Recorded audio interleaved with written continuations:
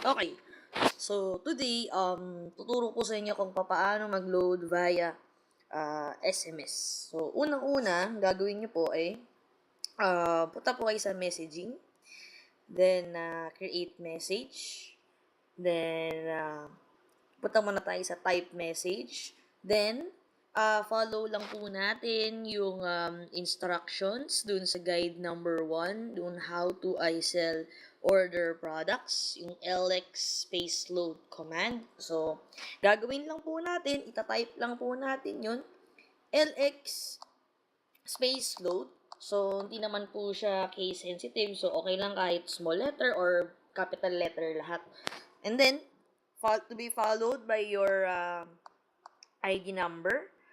So, itong ID number na po ito ay for testing purposes. So, space your PIK. Then, product code. Let's say G15X. And then, space ulit yung cellphone number mo naman. So, yung product code po, makita nyo siya doon sa guide number 5, which is the price list, yung maliit po na booklet. So, after nyo pong gawin tong command, make sure na tama lahat. And then, punta na po kayo sa contact. Type nyo na po kung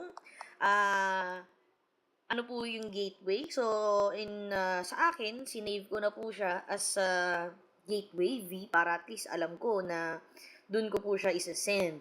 So, pwedeng ito-type nyo rin siya, saan mo makita yung gateway, nasa guide number 1, nandun po sa pag-open nyo pa lang siya, nandun po yun sa lower left side. So, after nyo na pong i-type yung gateway, click nyo po na yung send. So, masasend na ngayon po siya. So, ang gagawin na lang po natin is aantayin po natin na dumating na yung load. So, hintayin lang po tayo ng mga few seconds. Well, it'll take at least 30 seconds to a minute. Once na tama naman po yung codes ninyo. So, antay lang po natin siya. So, ganun lang po siya kasimple. Ang pag-send ng load, mas maganda po ngayon dahil naka-smartphone na po tayo. So, mas madali na po yung pag-type, pag-copy and paste. Dahil ang papapatan nyo lang po dyan is yung product code and yung cellphone number.